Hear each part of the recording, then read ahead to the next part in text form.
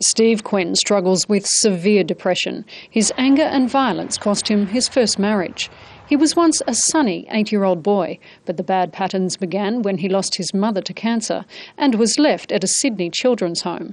This is the place where I grew up. I haven't been back here for over 40 years, but all this is, in a way, painfully too familiar. Steve is one of 500,000 Australian and British children put in church, charity and state-run institutions and homes in the 20th century, many of whom suffered sexual, physical and emotional abuse. The thing I'd learned here is the way you solve problems is violence.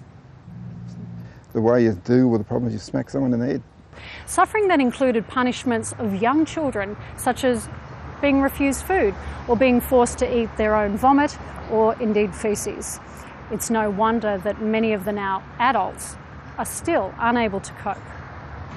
Steve Quinn became suicidal in middle age, surprising himself and his children. I think they find that hard to understand, how I went from being okay to just not okay and remaining not okay. That's really hard for them. Monday's acknowledgement by the Australian Prime Minister Kevin Rudd may help.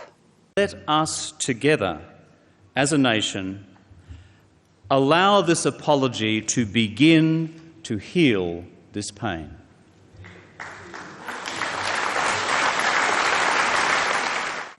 It was an emotional day for the hundreds of victims of abuse who gathered in the capital, Canberra, among them former child migrants taken from their families in Britain and shipped to Australia.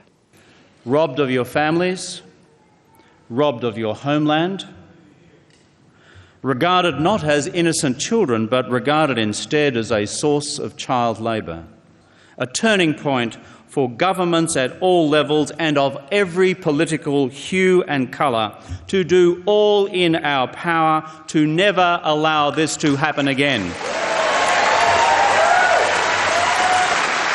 Federal politician Stephen Irons, abandoned as a 6-month-old baby by poor parents, shares this ambition.